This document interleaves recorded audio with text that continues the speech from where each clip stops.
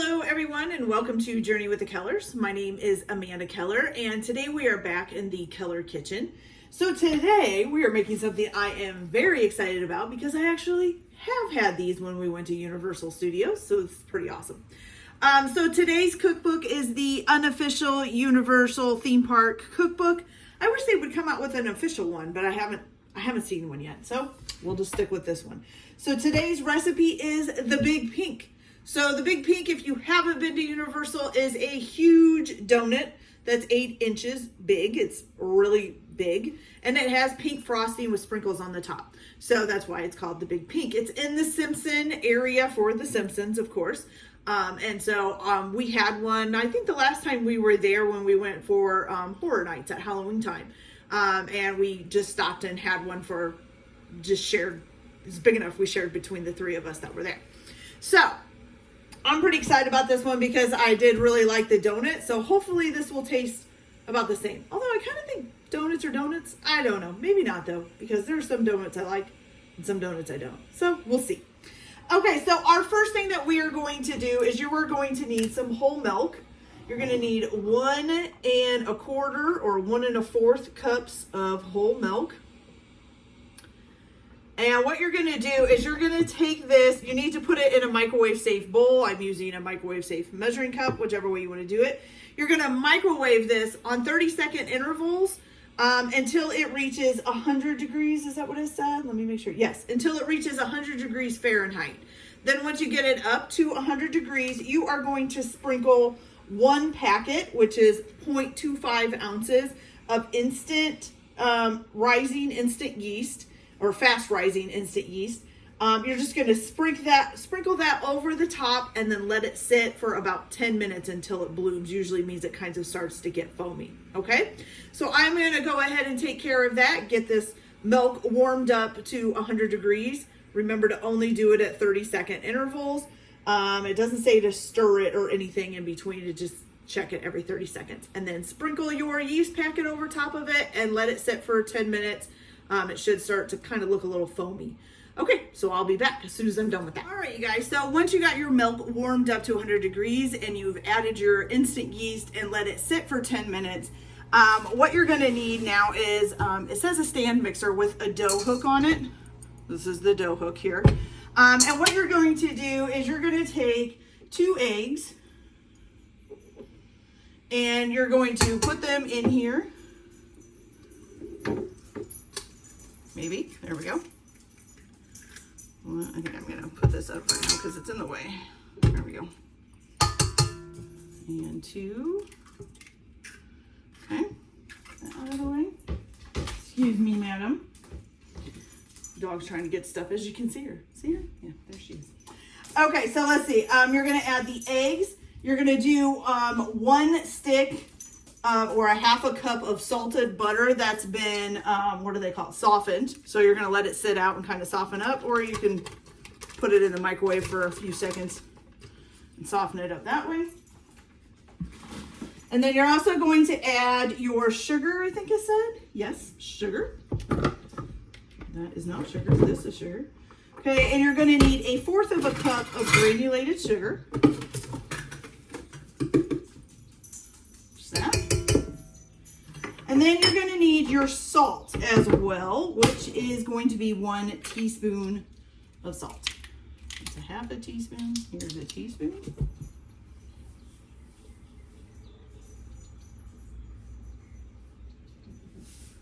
Is that right? A whole teaspoon of salt? Whew, that's a lot of salt. Okay. Whole teaspoon of salt. All right, so now you're going to beat these together for about 2 minutes. Get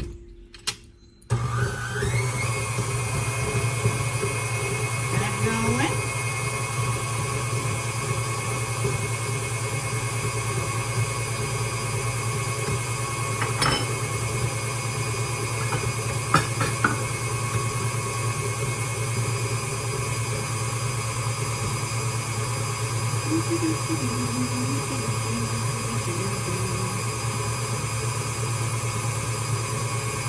Okay, and I'm going to get a rubber spatula because we're probably going to need it here.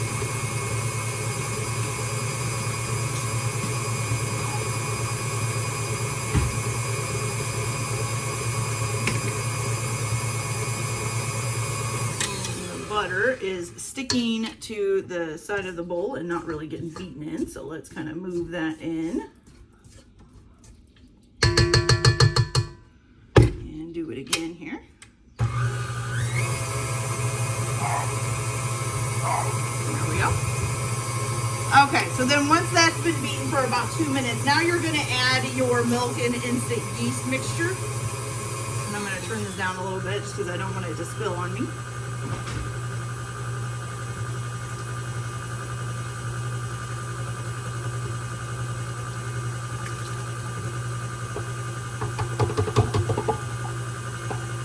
sure we get that all out as well.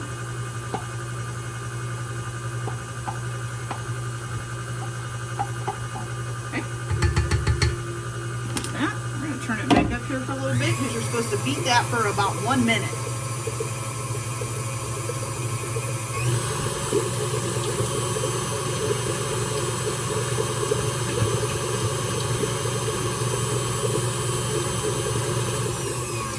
Okay, so once you get that done, of course now we need to turn it down because we are going to be adding our flour. Now you're going to need 5 cups of flour and you're supposed to add it slowly.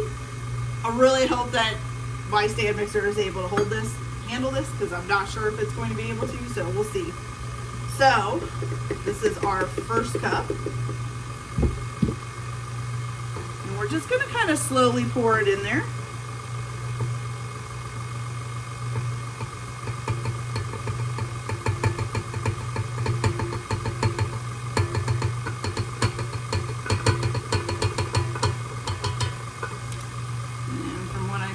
There's a bunch up here on top of the thing too, so let's try to get that off. And I'm going to let that mix in a little bit before I do another one. And we're going to take the rubber spatula and put it down in there. Scrape the edges of your bowl.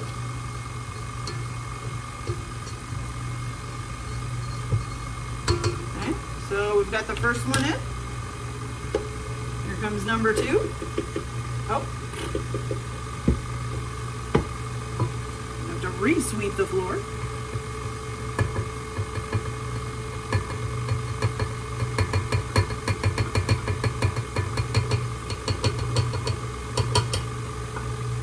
Again, got some stuck up here on the hook. We'll just get that off, and then we'll scrape down the sides.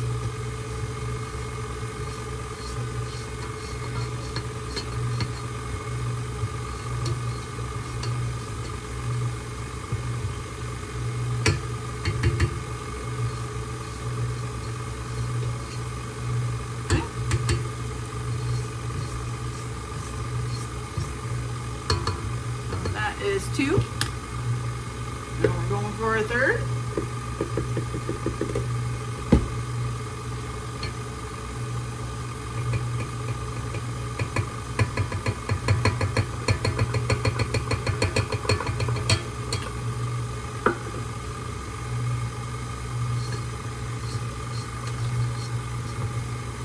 Pretty important to scrape down the sides because, you know, that's where it kind of all goes, and it just wants to stay over there and then it doesn't get mixed in. So make sure you keep scraping down your sides as you go along. Also gives the mixer time to get it all mixed up. Okay, so that was 3. Here comes number 4.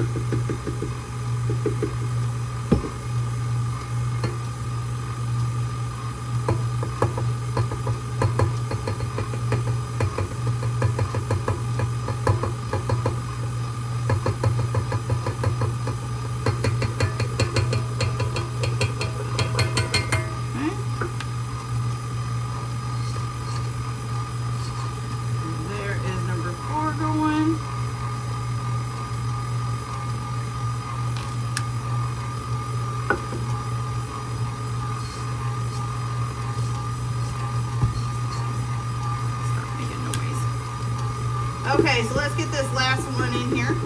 Now you're going to just mix this until it starts pulling away from the sides, which it's already doing.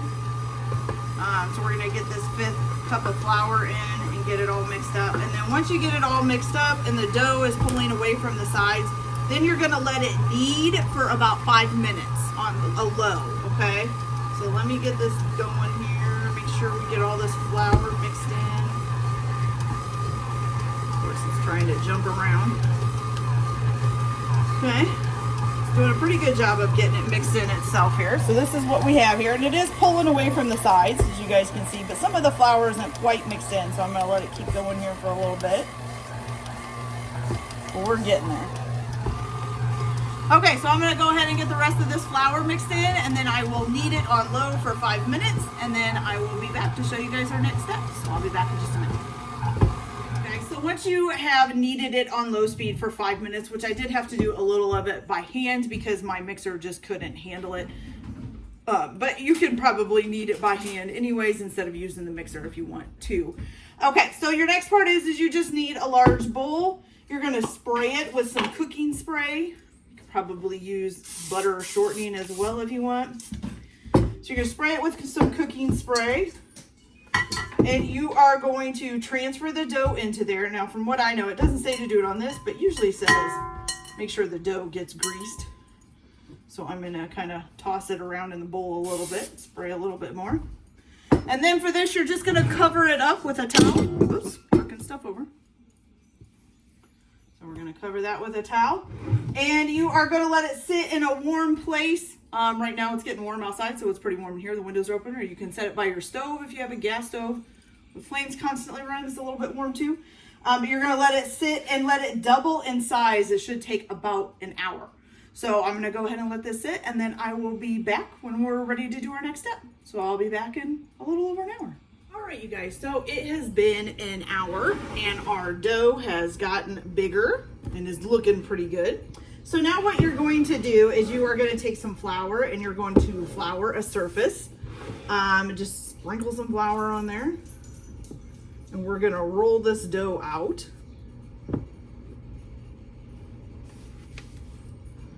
Okay, let's get that out. It's a pretty soft dough. That's good. Oh, let me make sure you guys can see here a little bit too. Let me angle that down a little. Didn't realize it wasn't showing it. There we go. Okay. So now what you're going to do is you are going to roll this out into, let's say, 1/2 inch thickness. Yeah, to about 1/2 inch of thickness. And you're going to need something that's about 8 inches round, and then another one that's about 1 inch round. So the 8-inch round will be for the donut itself. The 1-inch round will be for the hole in the middle. I did find this is about an 8-inch cake pan, and then a 1-inch bottle cap for the hole. Okay. And it does say, you know, you can roll it out and cut out some of the donuts, and then if you need to re-put it back together and cut some out again, you can do that. And you're going to be letting these rise again for a little bit. So it says to make sure to have some floured pans or something to put them on. I am using some big trays that I have. They're like big serving trays. I just threw some flour on the top one there. Okay. Let's get this rolled out.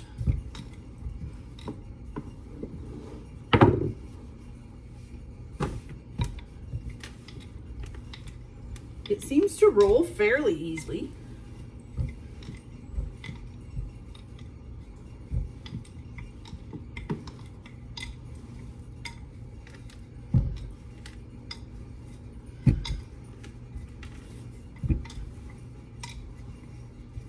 It's also kind of elasticy, so it's kind of springing back a little bit as well.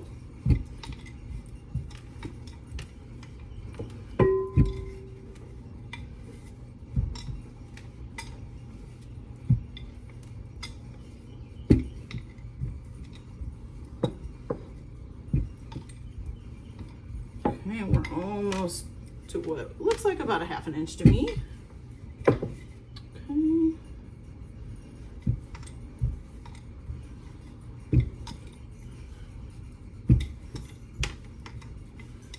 Let's go this way a little bit.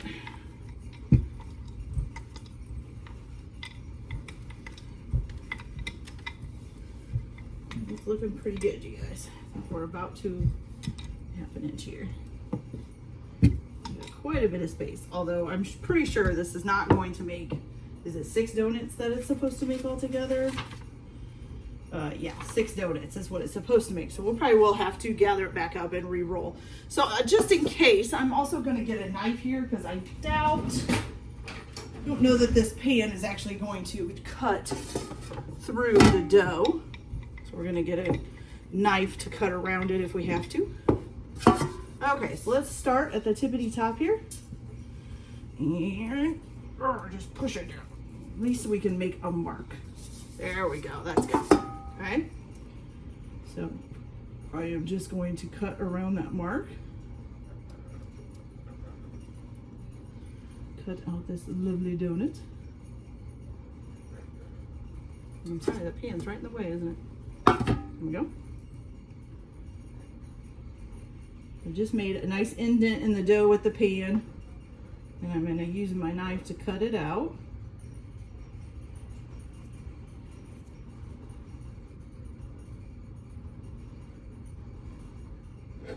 There we go. And then I'm going to use my little bottle cap here, and I'm going to cut out the center, which the bottle cap probably can't cut that out. They kind of got a little rigid edge. And I am going to save the center pieces, even though it doesn't say to, because I like to make the donut holes. So I am going to save the center pieces as well. Set it on my little tray over here.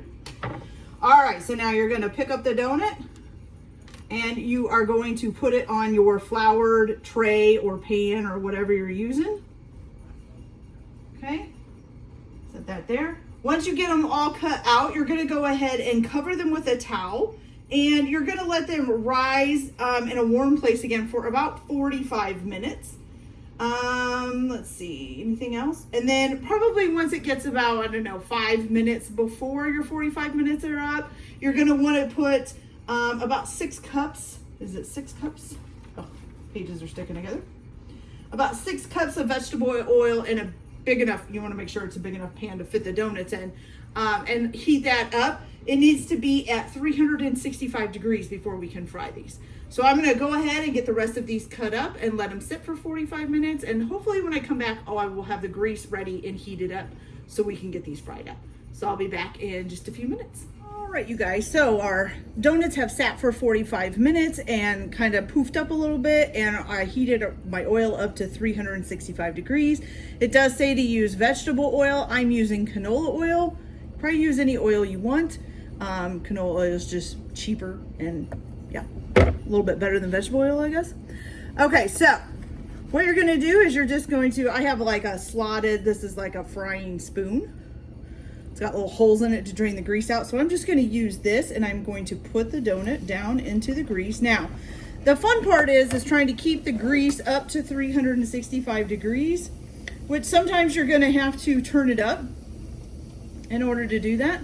Right now this is still pretty hot, so it's good. You only need to cook it for about a minute on one side until it's nice and brown. And since this is so big and I don't want to make a big splash, I'm going to use 2 spoons or 2 utility things, whatever you want to call that, to flip it over and then brown it on the other side. Now, not sure why, but these are not really making a big, they're a big donut, but they're kind of flat. Well, not too bad. It's rising up a little bit.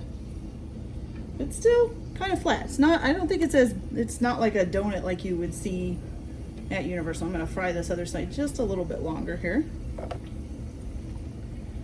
Okay. And then you're going to have some pans with paper towels on them to drain it.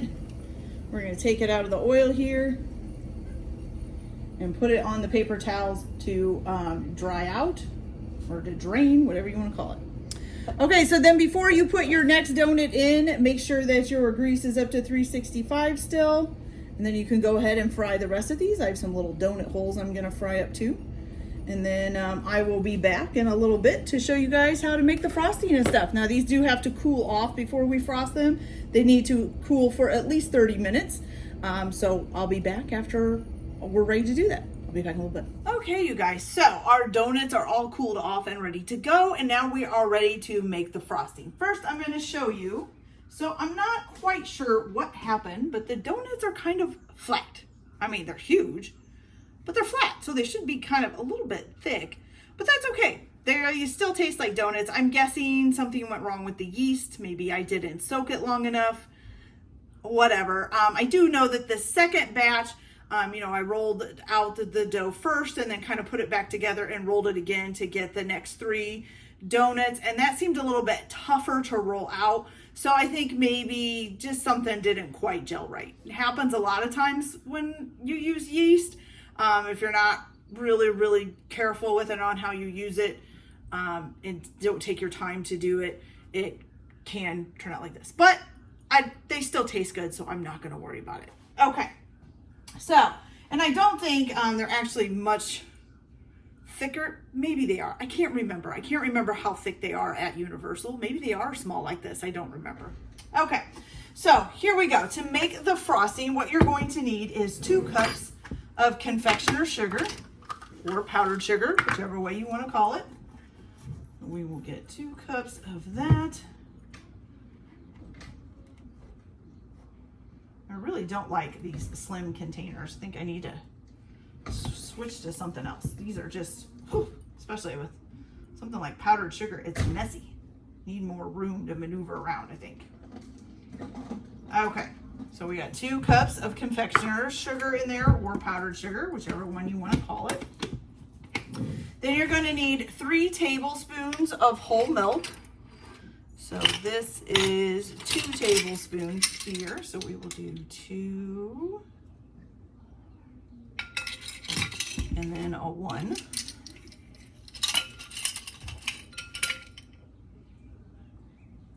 Okay, good. Then you're also going to need a half a teaspoon of vanilla extract.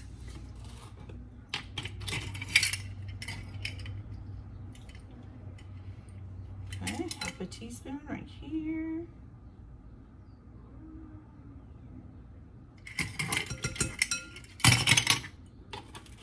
And then 2 drops of pink gel food coloring.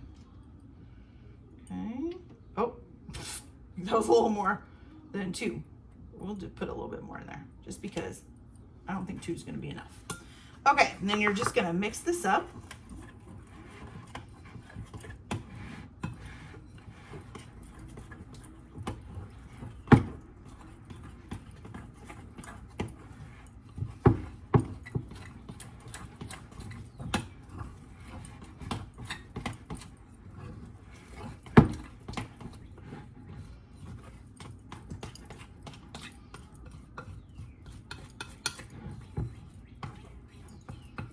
Okay, and you just want a light, kind of like a light pink colored frosting, like that.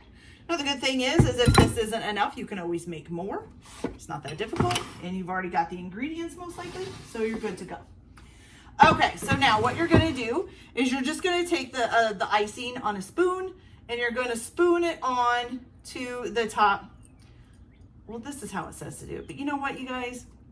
Usually when I do something like this, I dip. So I'm going to try just dipping it. Dip it in the bowl there and pull it back out. Got some of it. Not all of it. There we go. That's a little better. And I just use the spoon to kind of spread it out here. Because my donuts are uneven. It's not wanting to get all of it. So you can either use either method. If you want to dip them in, you want to spoon them in, it don't matter. Okay. And then you're just going to take some sprinkles and you're going to sprinkle that around the top there. Beautiful. Okay, I'm going to go ahead and finish the rest of these up, and then I will be back. Oh, and I did make little donut holes too, so I'll decorate those too. So I'll be back as soon as this is done, and we'll see how they taste. Be right back. All right, you guys, are you ready to see our big pink donuts from the Universal Studios cookbook? These are also sold in the Universal Studios Simpsons land. So here we are. Look at those. Don't those look awesome, you guys? They look delicious. And I even got some little peak donut holes over here. All right, you guys, so let's try these. I'm just going to try one of the donut holes since they're here, and then I don't have to break up one of the big donuts to try it. It smells pretty delicious. I don't think I've ever had vanilla in the frosting, so that's a little bit different. So let's try it and see how it tastes.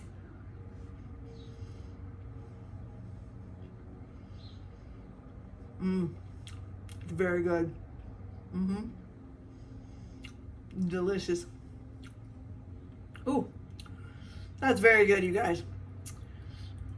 It really does, I think, taste better than like the regular donuts you get like at Walmart or Kroger's and stuff like that. So, delicious. Okay, you guys, so that's it for this video today. I hope you liked it. Like and subscribe if you like, or don't if you don't, whatever you want to do. Everybody have a good day. Enjoy your cooking. Keep your kitchen messy, because I tell you, I have a lot to clean up, and we'll see you later. Bye.